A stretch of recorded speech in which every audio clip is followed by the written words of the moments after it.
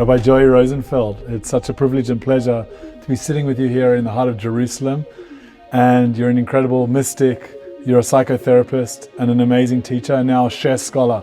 I can't believe our first conversation is going to be recorded after all these times that we've been connecting together. So thank you so much for joining us. Thank you. It's a tremendous opportunity to sit here with you finally and to begin the process of sharing. Amen. It will never end. Amen. So tell us, what is Jewish mysticism? Al regel achas, which is a real way on one leg, to try and approach the subject of Jewish mysticism with a definition would be the basic awareness that there is more going on beneath the surface than that which meets the eye. Mysticism propels the individual to gaze deeper than that which they see with their naked eye. So how were you introduced sort of under the bonnet, below where the naked eye can see? How were you introduced to Jewish mysticism? Part of it is conditioning, in the sense that as a child of Holocaust survivors and growing up in a modern Orthodox healthy household, I became fundamentally aware of a split between the external functioning of Judaism and the underlying trauma that rests underneath upon which the functioning is built. And so I became very aware quickly that there was an unrevealed aspect of experience that was giving birth and allowing the revealed part of experience to function properly. And that's when I became aware that there was really a depth beneath the surface that needed examination. So specifically in the conditioning, there wasn't a specific catalyst that sort of brought you into this? Was there a moment? There was a moment when I came to Eretz Yisrael and I learned in Or Yerushalayim in Moshav Beit Meir. My father sent me with books of Kafka, Camus, and other existential authors. And he said, this is what I read in my first year in Israel, and I think you should be exposed to it as well. And once I began reading those texts, I began to think about different ways of relating to the world that I lived in. But it was not only until after my studies in Israel, I began really learning the teachings of the Maharal, which was the opening for me. Interesting. And Kafka and Camus are not the obvious choice. If you were inviting someone else on this journey, where should they start? When it comes to understanding Pnimius Torah, I don't necessarily think I would recommend Kafka and Camus, but the idea that my father was beckoning towards is a hyper-significant one. That depth is only necessary for somebody who has come to terms with the fact that the surface is no longer enough for them. It's only when the surface level appears to crack open that a person is forced into a posture of either pretending that there's no crack on the surface or allowing themselves to look deeper. So the existential perspective that these authors or mindsets ascribe to revealed that when you look at life on the outside, it's very often not enough. And there's a need to penetrate deeper in order to develop one's own personal meaning. So you're really suggesting any existential sort of gateway to this is a way in. Is there a specific book or work or school of thought that one should approach it through? So in terms of the opening towards a person's feelings and the awareness that I need more for myself in order to feel comfortable, I think that Rav Soloveitchik's books are a really, really good place to start. Lonely Man of Faith, not Halachic Man per se, but especially, and from Bikashtem Misham, these two books from Rav Soloveitchik really provide the existential basis and then the leap towards mysticism that offers itself as comfort. But in terms of introductory texts that give a person insight into the language of Pnimius, that's not the type of book that I would recommend. That might be a different library of recommendations. But for the books that open a person up to enter in, are books that allow the soul to be aware of the fact that something is not right on the surface. I find it fascinating. You know, I wrote my PhD on Rav Soloveitchik, on Kol Dodi Dofek, on looking at conversion and Jewish identity. And I would have not have sort of pitched him as the most mystical type, more on the more rationalist type. There's certain texts of his when he describes when he was praying and he talks about holding onto the knees of God and begging out, and you're exposed to a certain depth, that complements the rational side. But it's amazing that you saw that side of Rav Soloveitchik. I think that what I loved most about Rav Soloveitchik was that all of the vessels of rationalism read to a place beyond the rationalism. That Rav Soloveitchik was utilizing all of the constructs of reasonability and graspability, and the conclusion that he came to was that it remains ungraspable and it remains unreasonable. And in that sense, it wasn't simply the existential posture which said, life is absurd. It was a theological existentialism that said, life is absurd, but that's the way that God has created the world, and that's the point at which a person is meant to cultivate meaning. And so Rav Soloveitchik revealed to me an understanding of a statement that's attributed to Rabbi Nachman as well as to Rav Chaim Volozhiner, that Kabbalah begins where philosophy ends. It does not stand in stark opposition to the rational approach. It utilizes rationalism to prove its point, to show that rationalism is not enough. But we must utilize every step and tool of rationalism to get to that place of wonder. It's interesting how you see that place of wonder from such a kaleidoscope of different thinkers. You've quoted, even so far, such a vast range. In an ideal world, should all Jews be mystics?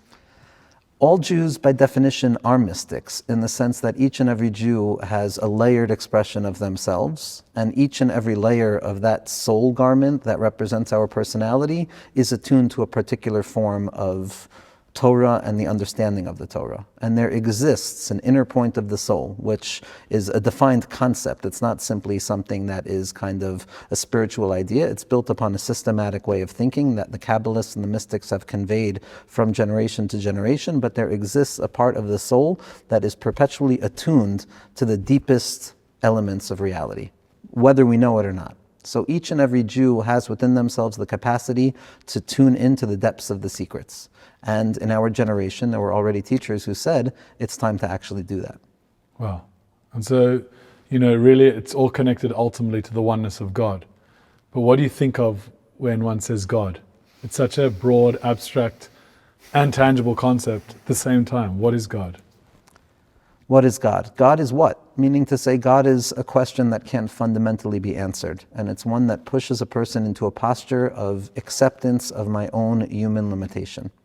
It is the idea that comes about when a person is searching for comfort and can't necessarily find comfort, and it's the invisible connectivity that exists between the systems that function. Systems function not because of the functional parts, but because of the invisible stuff that holds it together.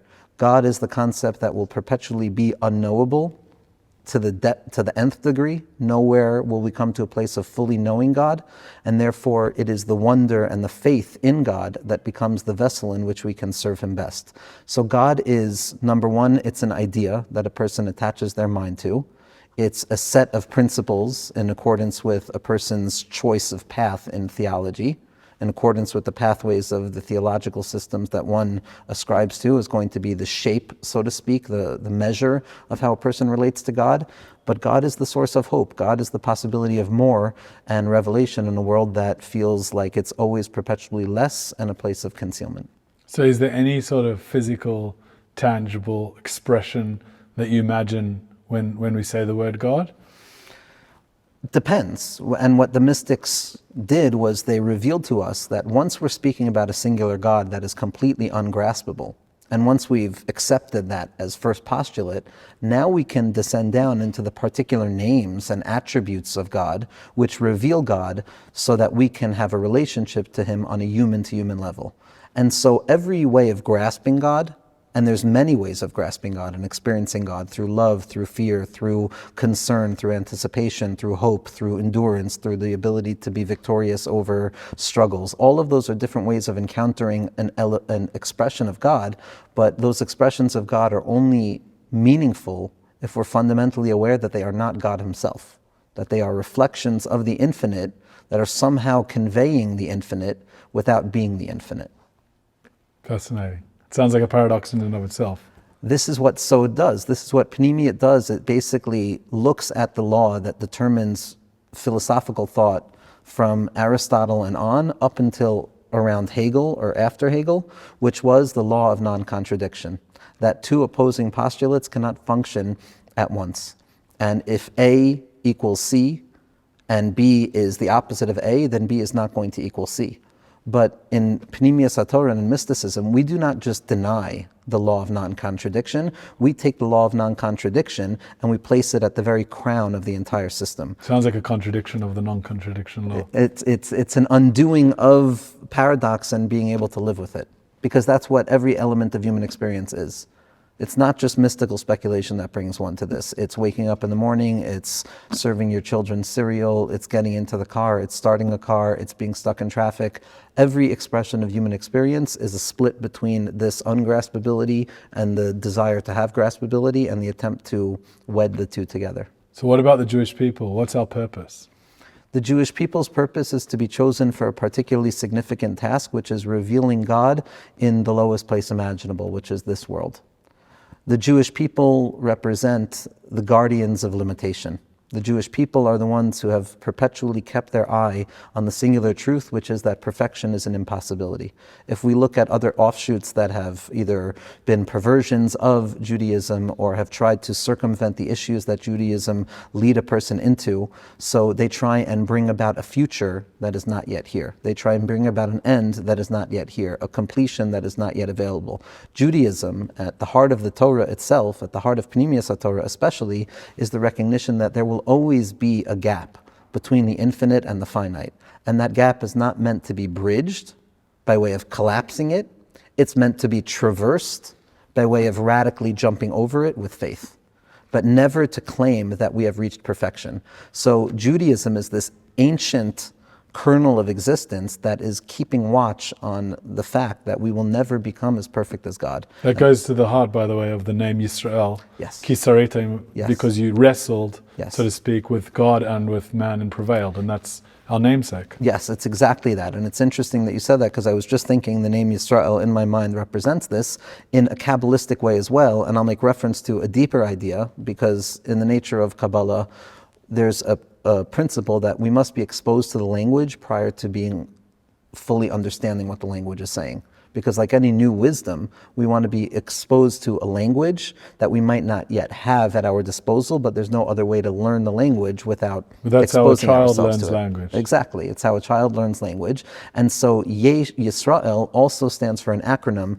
Yesh Resh Lamed Aleph. There is 231. When we look at the ancient texts of the book of creation, Sefer Yetzirah, when it talks about the creation of the world, one of the ways in which God creates the world is through speech and the utterance of letters. And again, letters in mysticism represent everything, and it's a much deeper conversation which we'll be able to go over. But suffice it to say that there are, when you take one letter with another letter, so you have 22 times 21, because you have 22 letters of the Aleph Beis, and you can multiply each letter against the other letter, and you get 231 sha'arim, gates of letter combinations. So Yesh, Resh, Lamed, Aleph means that Yisrael represents the fact that there are letters in the world, there are vessels, there is concealment, there is tzimtzum. This world is not an expression of the infinite light in a revealed way.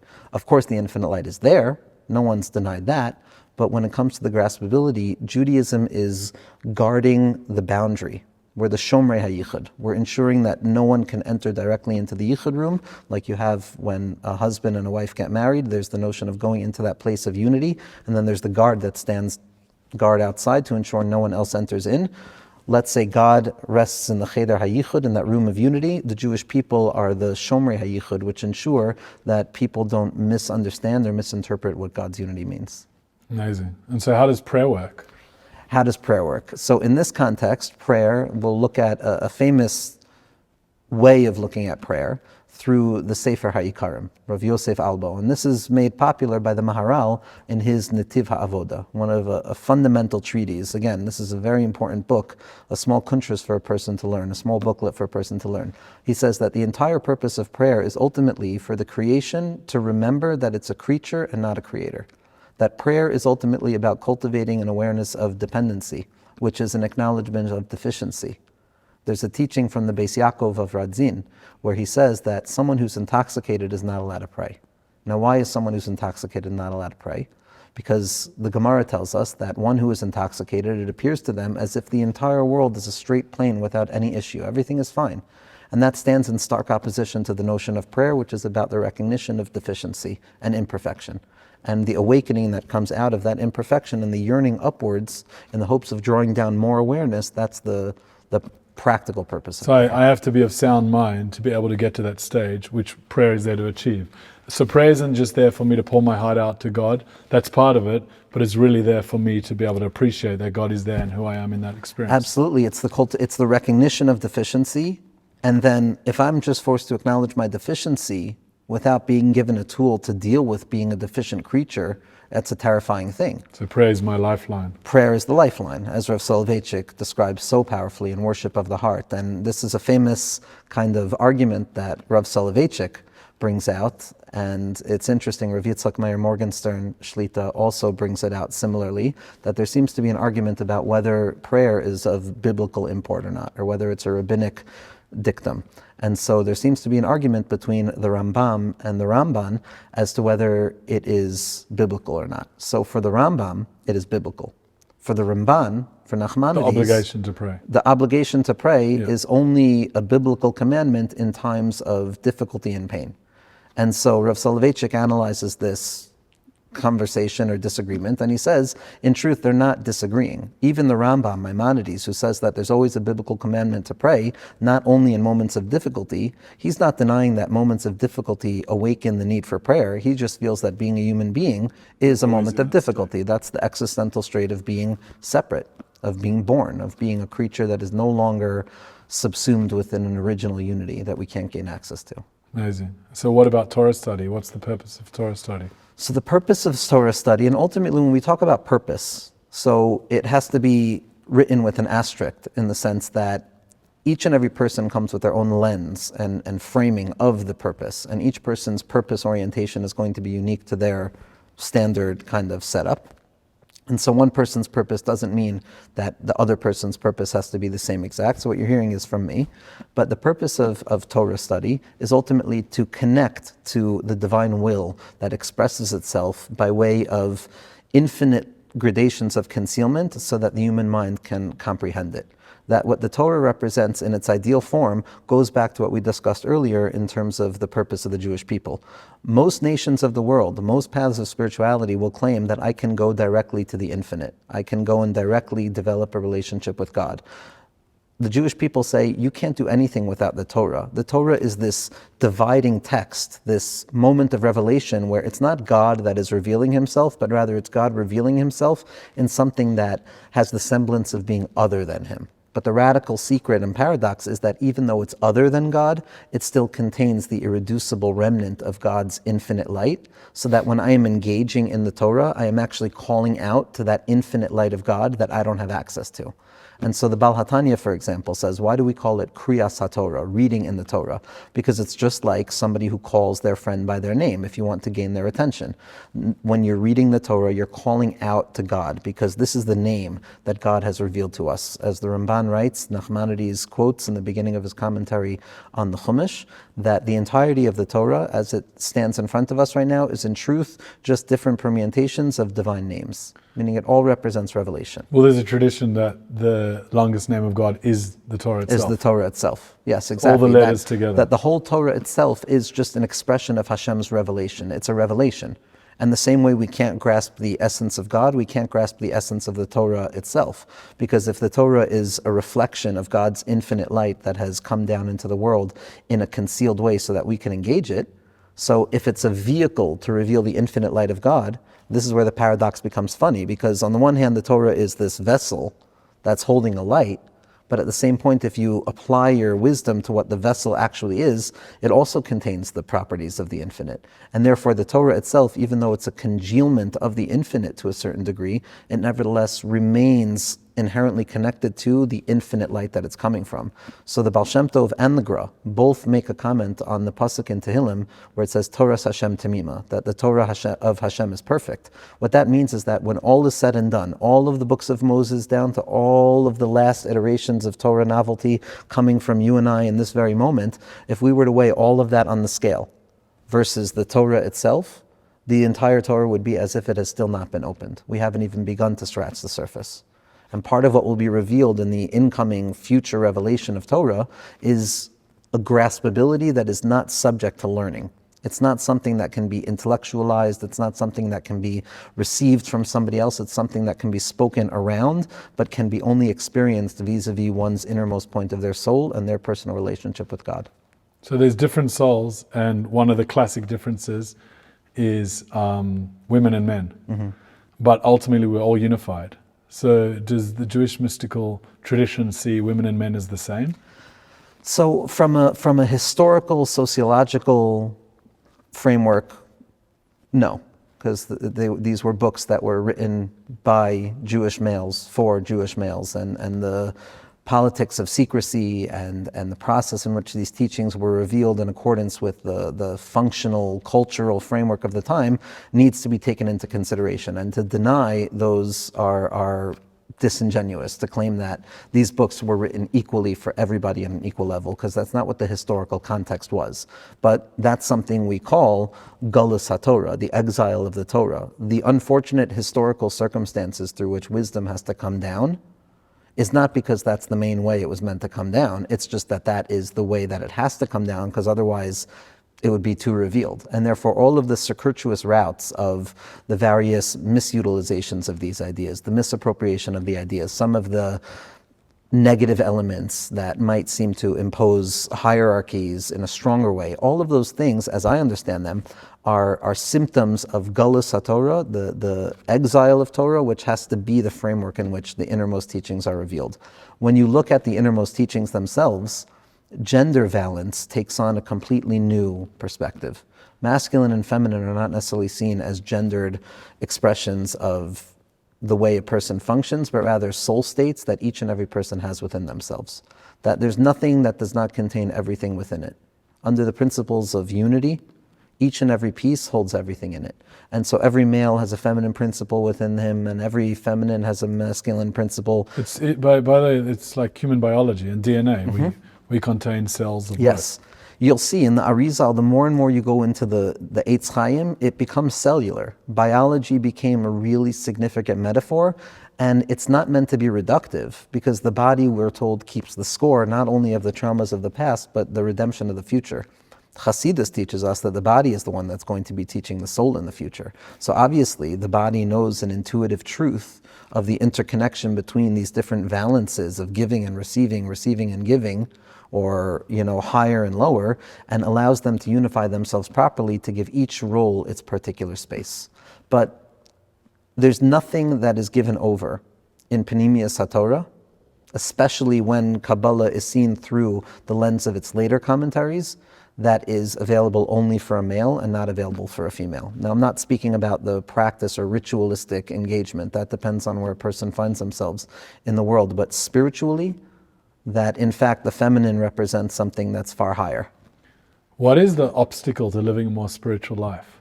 The body, being alive, having a heart, feeling things, having emotions, responsibility, but primarily it's the concealment of God, which is necessitated by existence, meaning existence necessitates the absence of God. And once God removes himself, at least on a certain level, so then we're in the dark. And that's where the struggle starts. So what do we do about it? What we do is we first and foremost acknowledge the problem.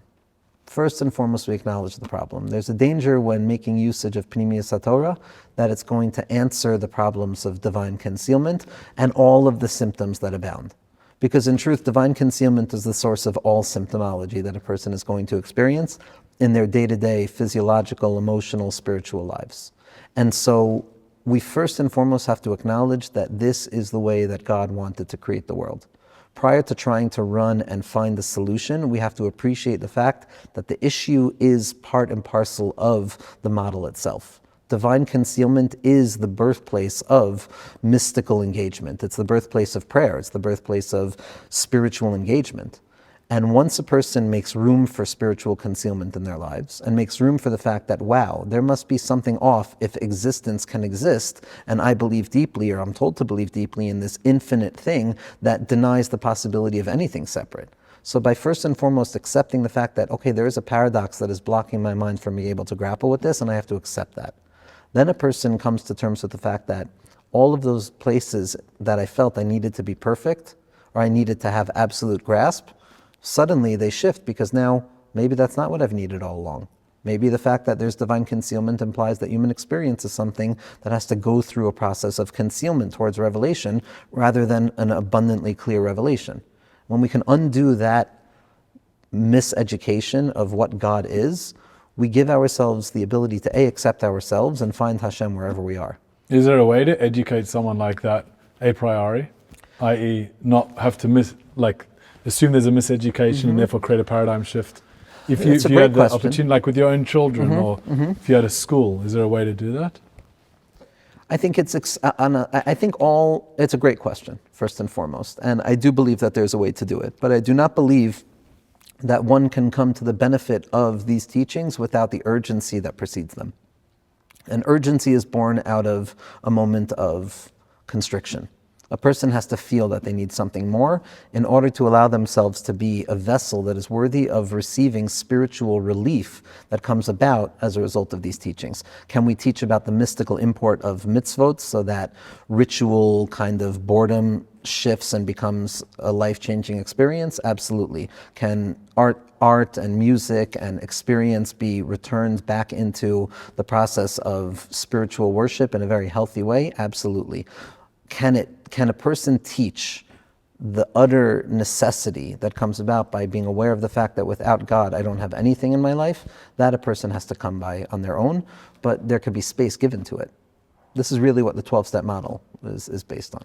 Can you unpack that a bit, even as a therapist? Absolutely, absolutely. Model, And now, so addiction is the area that I work in, and it's one where I see a very strong expression of the inner teachings of Torah. In fact, when I worked in St. Louis in a rehab for 10 years, it was with non-Jews completely, and I utilized 12-step theory as well as Pnimius HaTorah. The only difference was they didn't need to know who Rabbi Nachman of Breslov was, they needed to know Naaman of Bratslav. And they didn't need to know the Arizal, they needed to know Isaac Luria.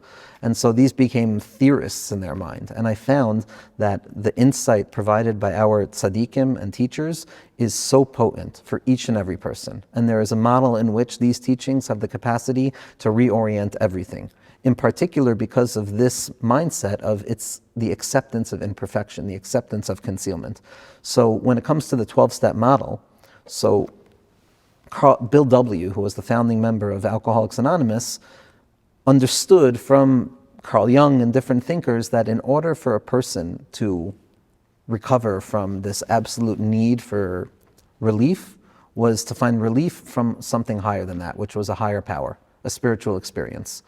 But what he was working with was William James. Now, William James, in the Varieties of Religious Experience, basically set out on a particular path to figure out if there is any singular core at the heart of all mystical experience as described throughout the cultural frameworks of history, and utilizing what he had accessibility to. So there were limitations, but he really got a full picture. And he came to a point and realized that, yeah, there is a similarity, and it's ego collapse at depth. That the individual faces a situation where they feel helpless. Is that in Hasidic thought, bittul? It is bittul. A nullification? It is bittul. It's nullification of self. It's letting go of self. It's acknowledging the limitations of self. Not by way of beating myself up because of things that I've done, but built into the very feature and fabric of being a human being is this imperfection. And once a person is exposed to that place, so then they're ready. Then they're ready for spiritual experience. And so William James identifies the source of spiritual experience or revelation, on whatever degree it applied to individuals, as being this thing that happens right after hopelessness. And Bill W. basically said, let's create this wholesale experience of hopelessness and help addicts or alcoholics confront their hopelessness immediately so that they'll become ready for a spiritual experience. So there's an acknowledgement of the void. They chose to fill the void in a certain way. Yeah, exactly. And this is a way that everyone should fill the void. It's the wholesale process of helping people come in contact with the void. And I think that's the quickest way to give a person a sense of urgency in terms of Pnimius HaTorah. Because Pnimius HaTorah is medicinal. It's a medicine. And if a person doesn't realize that there's a sickness that needs to be cured, then it will sit on the shelf. So, people before they become addicts, once they're addicts, after they're addicts, I've had many conversations that sort of question, challenge, or embrace free will. Mm-hmm. From a Jewish mystical perspective, does free will exist? Absolutely. And what is it? Absolutely, free will exists, and we have no idea what it is. That's how I would answer the question. And I need you to unpack that. Absolutely. So we have, first and foremost, we have an ancient machlokas between the Rambam and the Ravid. A dispute. A dispute between the Rambam and the Ravid. And it's based on a statement from Rabbi Akiva, that when it comes to free will, so we have a notion that permission is granted, but everything is foretold. And that already is like a Zen koan, lahavdil, that helps us face the paradox that is the free will conundrum. The notion that it can be settled is, I think, what has created all of this noise in our minds. Because the Rambam says, Maimonides says, How it works, we don't know. What it is, we don't know. But ultimately, we must demand for ourselves that we hold on to this principle of free will because all of religious life stands upon it. And the Ravid answers, he says, why are you saying something if you don't know what you're saying? Meaning to say, I agree with you, there's no way of explaining it, but in a place where something can't be explained, it's better to remain silent. So therein, that argument between the Rambam and the Ravid of speech and silence, the Rambam is speaking and the Ravid is saying it's better to remain silent. It's within the speech and the silence that gives birth to the vessel needed to understand free will. Because free will, on the one hand, is the radical reality that in this moment I have the ability to do what I want to do in accordance with my best reasoning and my best thinking, and it's up to me. The realm of yediyah, or foreknowledge, can best be explained by human conditioning, meaning even within the realm of a perspective that says a person has complete free will, a person's free will in accordance with their behavioral conditioning and the micro and macro systems that have influenced their lives is a very limited swath of space, very similar to what Rav Eliyahu Dessler explains as the point of free will, that each and every person has a relative position in where they have yet to decide what they need to do. But it is determined by things that have taken shape beforehand. And when it comes to the determination of things by way of what the future will look like, that's where we lose our ability to fully grasp it. The best answer to this is, a person has to look in the books, to read everything that's written about free will and determinism. But the formula is as follows. A person has to choose to live from a perspective of the foreknowledge of God. That we always have the choice to relinquish our sense of control and the volitional freedom that we actually hold when we give it over to God and we realize that even this part of my life that I feel is devoid from you is also connected to you. And that is the choice that remains present in front of a person at every moment. So we talked about the future and what holds. We pray towards, we have a fervent belief in Mashiach. What is the Messiah? What does Mashiach mean to you? What it means to me is a radical shift from negativity towards positivity in the most general of ways. How or why? Then a person has to begin to look at Maimonides and see the political, historical timeline in which the various stages take shape, and there is an immense amount of material and statements of Chazal and the rabbis that go on to determine exactly the historic process. But from an inner perspective, what the Baal Shem Tov came along to say is that once we have this unity principle that basically operates from a holographic perspective, where because everything is coming from the infinite, everything contains within itself the residual lights of the infinite. And if everything contains within itself the residual lights of the infinite, then everything in earnest contains an element of the infinite within itself. This gives birth to an equality of the whole and the part, almost like on a fractalized level. Mandelbrot's fractals basically teach us that no matter how different the size, quantity of an expression is, on a qualitative level, you will come to find that it's the same simple substructure at the heart of all things. This is basically what the Arizal is describing with the process of the sfirot, that everything in the end of the day has its own subset of 10 sfirot that make it what it is and not some other thing. And then through the process of individuation, each thing becomes its own thing. That's all to say that if there's a redemption in the future, then there's also a redemption in the present. And if there's a general redemption, that means that there's the possibility of redemption that exists within the particular as well. So first and foremost, a person wants the particular redemption. Particular redemption means relief. It means nechama, it means calmness, it means comfort. In truth, it means whatever a person expects it to mean in their best thinking. There's a teaching that in the future we will be like dreamers, that when Mashiach comes we'll be like dreamers. And we learn in the parshiot of Vayeshev and Vayishlach, Vayeshev, and all of those different stories of Yosef and his brothers, that dream interpretation follows the interpretation of the interpreter.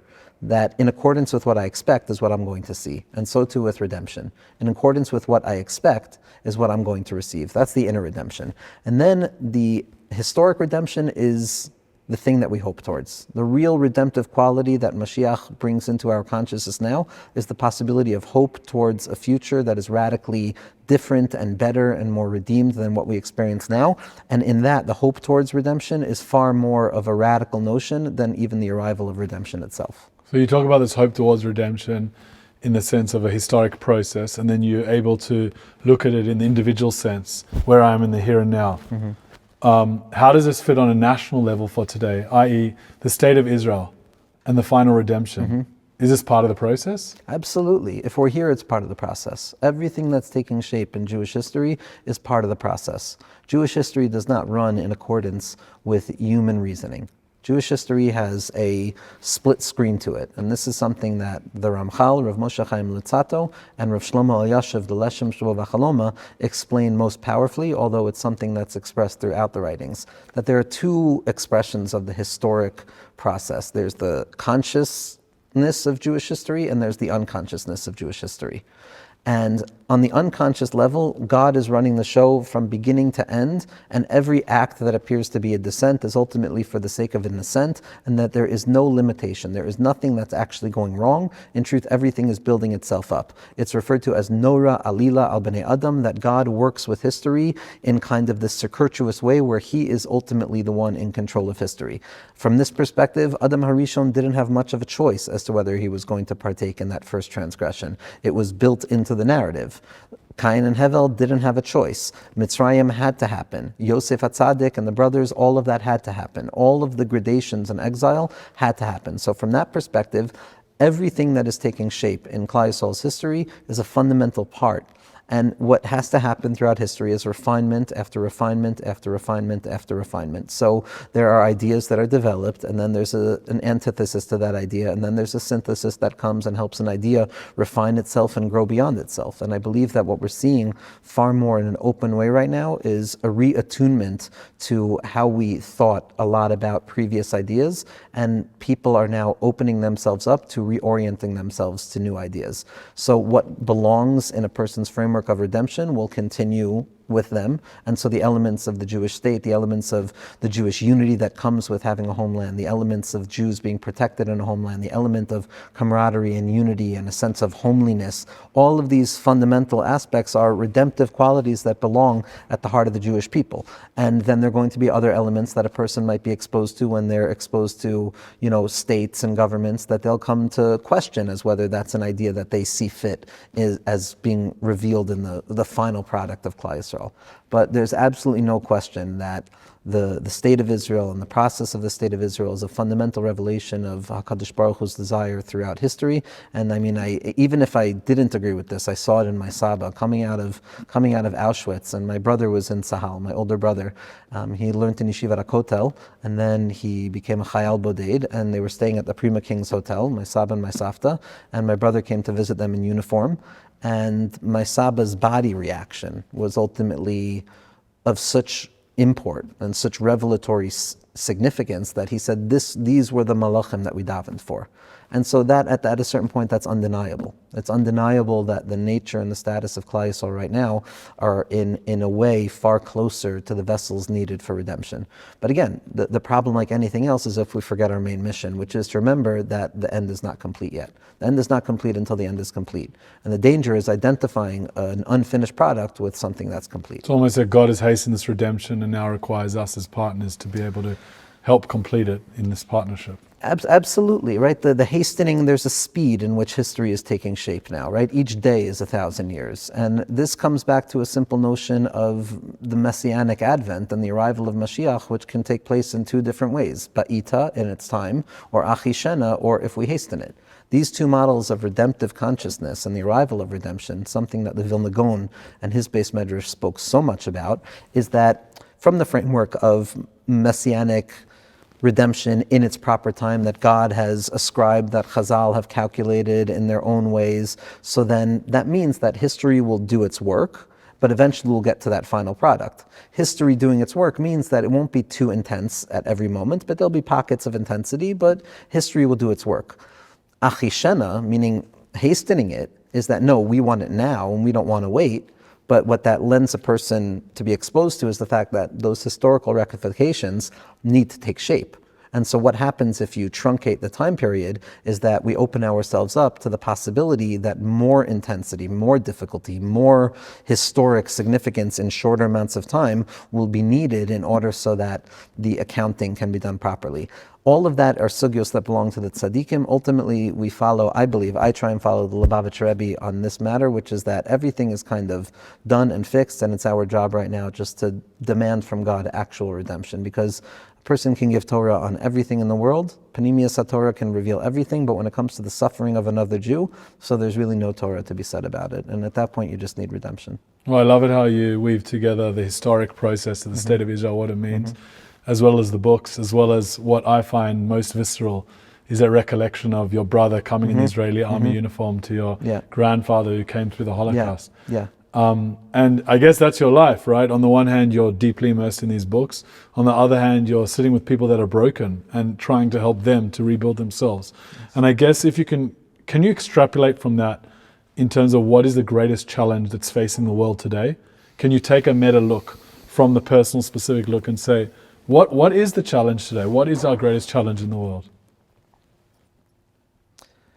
It's an amazing question, and I think that the greatest challenge is a lack of belief in self, which stems from a lack of knowledge of who we are and what we are.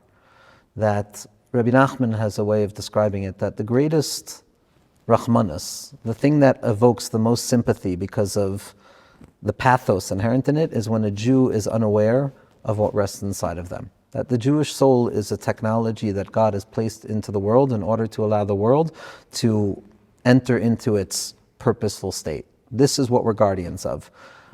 Each and every one of us carry within ourselves vistas of meaning and interpretation and significance and value to the degree that each person is the reason the world was created, and each person is the reason that the Torah has been created. And if a person saw themselves as the only Jew in the world, no matter where they find themselves, then the mission remains solely on their shoulders. And that, as Maimonides says, we have to see ourselves as in a state in the world where the balance of the world depends on our behavior.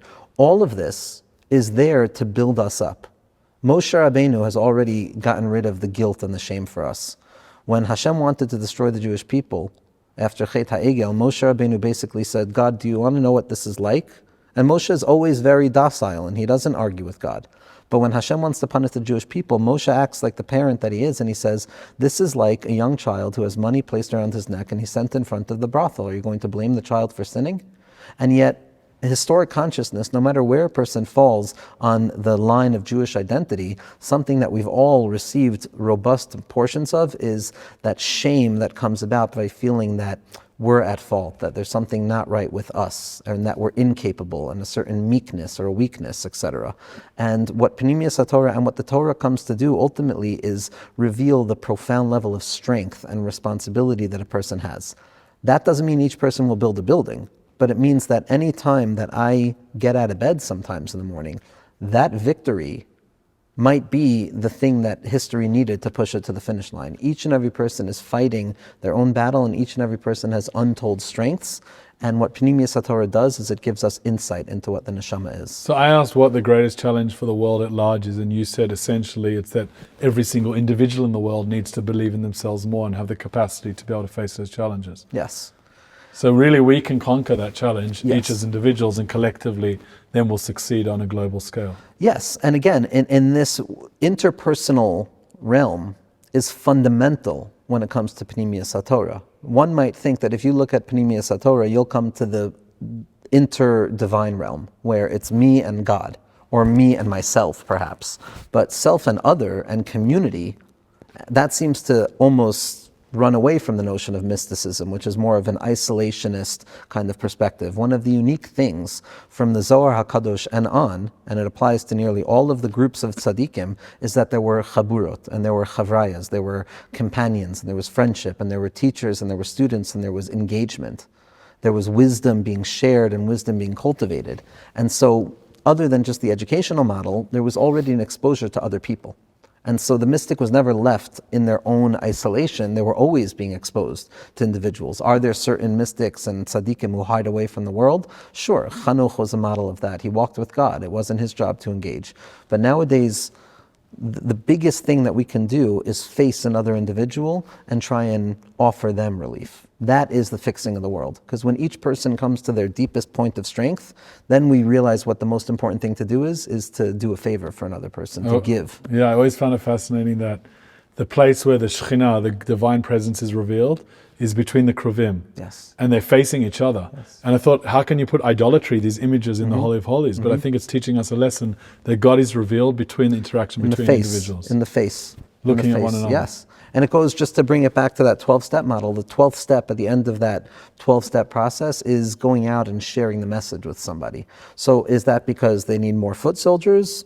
Perhaps, but what's also inherent within that model is that sharing with another person is in truth the most selfless thing one can do. But sharing with another person from a perspective of strength of self is the true secret. Amazing. So that's why when we uncover our own strength, naturally we'll then have the strength to enter into proper relationship. Beautiful. So if we look at now, I mean, you're a scholar of modernity and even post-modernity. Has modernity changed Jewish mysticism in any way? Is it different now? Yes, it's given us language. It's given us language. I mean, when we look at the development of the printing press and we look at the development of different ideas, so we can trace the trajectory of how Panemius HaTorah has unfolded, but at a certain point, novelty ends, and then it begins new expressions of the same ideas. That's one of the marks of Jewish mysticism, that it's Kabbalah. It's something that's being received from someplace beyond. It's not something that is intuited, God forbid. It's not something that is developed. It's built on a principle that we believe rests all the way back at the revelation at Sinai. There's the tradition that the secrets of Torah are also conveyed to Moshe Rabbeinu. Modernity has exposed individuals to more of the world and more of the temptations of the world and more of the areas of struggle, which makes the need for Panemius HaTorah even more significant because, as Rav Steinsaltz pointed out, it's hard to identify any real Jewish theology other than one that is based on Jewish mysticism without providing at least a comparative model of meaning-making that demands an exposure to deeper ideas, which are always going to lead one to Panemius HaTorah. So then a person is going to be lost in the framework of modern ideas. So modernity, first and foremost, adds to the urgency of the revelation of these teachings because you have to fight fire with fire. And at a certain point, Rav Kook made a statement that it said there'll come a time in the future where it will be impossible to convey even the slightest semblance of Jewish faith without the utilization of the deepest ideas imaginable. And I imagine that time to be now. So on the one hand, modernity unleashes a hitherto unrevealed urgency for these teachings. But language, I believe, academic study, critical study, understanding where these authors were coming from, where were they living, what was the day-to-day life there, what were the larger frameworks in which they were expressing their ideas. I think that lends a profound amount of significance to seeing the relevancy in the text and giving us the ability to translate the ideas in the text to similar metaphors or systems of metaphor that make it more practical. And so what about Jewish mysticism as opposed to other traditional mysticisms? So many, cultures and religions have mystical traditions. What makes Jewish mysticism unique? So first and foremost, I can't speak for a deep exposure to other systems of mysticism other than by way of a general kind of understanding. I've never, thankfully, had to spend time there. I believe that when you do kind of the historic digging, you come to find that most models of mysticism that provides some semblance of kind of modern sensibilities to either European or American mind are ultimately rooted in the translation of Jewish mystical texts. You see that Jewish mysticism from the get-go has had a profound influence on the development of so many of the other mystical paths. And there's an immense amount of literature and academic studies that have been done to show kind of the rootedness that most mystical models have within certain expressions of Jewish faith. So there may be commonalities because it actually comes through from that source. Absolutely. And we also have a tradition that there is a certain universal nature to divinity. In spite of the fact that the Jewish people have a unique way of grasping it and holding it and relating to it, that doesn't mean that there's no exposure of these general principles to others. Adarabba, the opposite is true. We understand that there's a real notion where someone who is doing their thing in the right way, the need is not to become Jewish, but rather to do your own thing in your own way, and you can experience those same illuminations. But other forms of mysticism, as I have come to understand them in the general and overgeneralized critique, is that they provide a certain element of immediacy. They provide a certain sense of graspability or something that is taking place right here, right now, that I can lay claim to, and I can tag it, and I can weigh it, and it becomes like an idol for me. I think that inherent to Jewish mysticism is what's inherent to the Torah, is the denial of icons, is the shattering of icons. Avram Avinu shattered idols. Avram Avinu entered into the unknown. Jewish mysticism is beckoning us more and more to what we don't know. It's a profoundly negative theological process that gives way to a true experience, but we're not laying claim to anything. It opens up more and more wonder. So it's non-violent, it's not trying to own anything, as opposed to other models which are rooted in kind of what can I lay claim to. And does one need to be religious to study Jewish mysticism?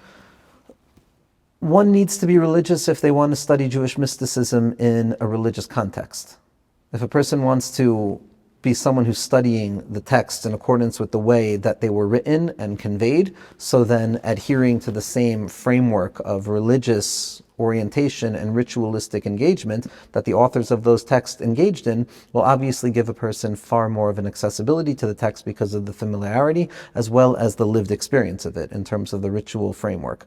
That's not to say that the ideas cannot be abstracted and translated into various forms of metaphor that provide profound levels of significance and profound levels of insight to each and every individual. Where I begin to kind of make a distinction for myself is that I will look at ideas that are conveyed by people who might not necessarily be religious as I understand it in terms of the stricture of it, but I will not look to it as a fundamental interpretation of the system that needs to be taken into consideration. But I believe that the Torah is the lot of all Jews, and each and every person has exposure to what they're exposed to, and the fact that there's a proliferation of English writings, and that it's more difficult nowadays to not know than it is to know. Meaning there's real teachings being revealed in real time in a very graspable way, and I believe that we're entering into a period of time where the medicinal element is so necessary that we're willing to just throw everything in the hopes that one drop will go in. So now that it's accessible to all, is there anything we should be aware of? Is it dangerous?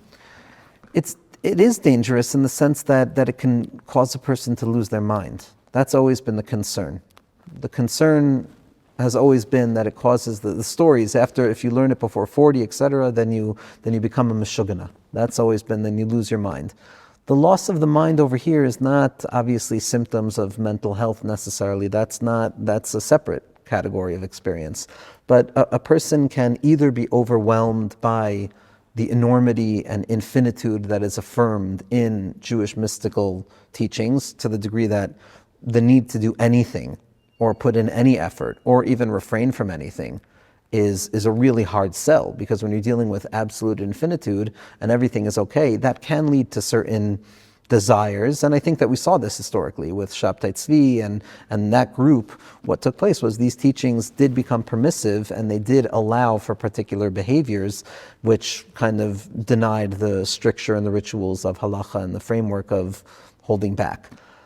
The other danger is that a person can become too afraid and too obsessive, because Kabbalah can also speak about demonic forces, and it could speak about, spiritual impurity, and it can speak about sensitivities that the conscious self is not aware of, but that other parts of the self need to be aware of. So to a superstitious mind, it becomes dangerous. So on those two polarities of either going too far into the light or getting too stuck in the vessels of it, it's dangerous. On the middle level, the danger is a person can come to think that they've perfected something. And this is the importance that Hasidus and later interventions of Jewish thought have introduced into Kabbalah, is relativizing the system. Of saying that, because Kabbalah speaks of a ceiling, but what Hasidus does is it says that ceiling is just the floor of the next level. So how has Jewish mysticism affected your view of relationships with yourself and with others? In a practical way. Yeah, it's given room to all of the various complex and changing parts, and it's enabled me to understand that simply because a relationship is not going in a singular sway of expression, it does not mean that that relationship is broken or struggling. It just means that a person has to attune themselves to the various parts that compose relationships. Because the model of relationship in the writings of the Arizal and Jewish teachings, which can really be seen as, I believe in the name of Shlomo Tversky, Schusi Oganalinu, a very interesting tzaddik who lived in Denver and passed away not so long ago, he said that the book of the Arizal is ultimately a book of relationship, and it's the best book of relationship. But every relationship, it's not just face-to-face. There's a back-to-back relationship, and a face-to-back, and a back-to-face, and all various forms of interconnections. And when I look at a relationship I have, and if I was expecting that person to be one way because they were that way before, if I only have one way of looking at the relationship, so then there's something wrong here. But if I open myself up to the realization that nothing is one single way, and I can open myself up to the shifts and the turns that mark human experience, so I can say, okay, this is just the parts that are expressing themselves in this relationship, and it's different but not separate. Can you give like one practical example with your kids, Absolutely. with a client, with your wife, with a friend? Absolutely. So I'll give one with a client, which is an important piece, and then I'll give one with a child as well. So with a client, you can, in my field of addiction, you can be talking to someone in recovery from a substance, right? And in the moment of truth, when consequences are there and they're really ready in their most earnest depth of heart to let go of what they're stuck in, when they say they don't want to go back to their old behaviors, they absolutely mean it. But when they're exposed to their triggers again and they go back to the old hauntings and the same places that they went to and the body is kicked into gear, and then they find themselves in the same old behavior. So the old model that says one relationship is one way and only one way, I see someone who's lying to me. And I'll become frustrated and say, I can't work with this person because one moment they told me they don't want to be doing this and now they're doing it. But if I open my mind up to the fact that no, there's various ways that a person functions and the various points of interpretation of where the person is holding, when the person was in a state of mind of recovery orientation, they never wanted to use again, and they meant that fundamentally. But when a person is struggling with their trigger, they're exposed to that part of themselves that still wants to use. And instead of saying, oh, you're a split person and you're lying, I can embrace the person as a complex set of parts that compose a whole, rather than looking at them in one single way. And I think the same is true with a child. If a child is showing you nachas, a child is doing something that makes you feel proud about them in some scholastic presentation, or they're doing well in their readings. So you could be proud of them, but then if they're showing boredom or disinterest in the ritualistic element of Judaism as it's being taught to them, so I don't have to say, oh, this child hates Judaism or wants no relationship with it, or I'm teaching it wrong. It just means that they're connecting to the learning element of it, but not the prayer part of it. And those are two different relationships. So to conclude, we've talked a lot about Jewish mysticism. Can you teach us a thought in Jewish mysticism? What's something that you take with you, an inspiring thought or a Jewish mystical teaching? Sure, absolutely. So there's a model that the Arizal kind of brings down, and it's one that rests at the core of my philosophical outlook, my spiritual outlook, my psychological outlook, and it's just something I'm thinking about now, but it's called Shviras HaKelim, shattering of the vessels. The Arizal tells us, based on the Zohar, that in the original process of creation of the world, so God created an initial stage of functioning, and that stage of functioning shattered and it didn't work, and it was a traumatic breakdown, and all of the broken parts of that original stage fell down into kind of disarray, and it's specifically in the place of those fallen sparks that history and reality take shape, and that's where our work is.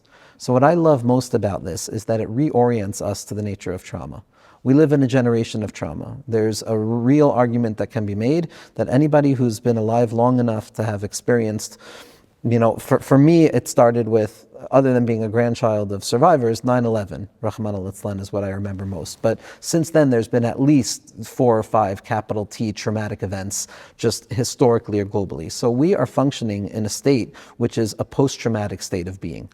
And with the traumatization and the language of trauma, a person comes to misunderstand what trauma is. A person thinks things were meant to be perfect, and then they broke apart. There was the trauma, things shattered, and now I'm left trying to deal with a broken world, but to make meaning out of it and find the second best option.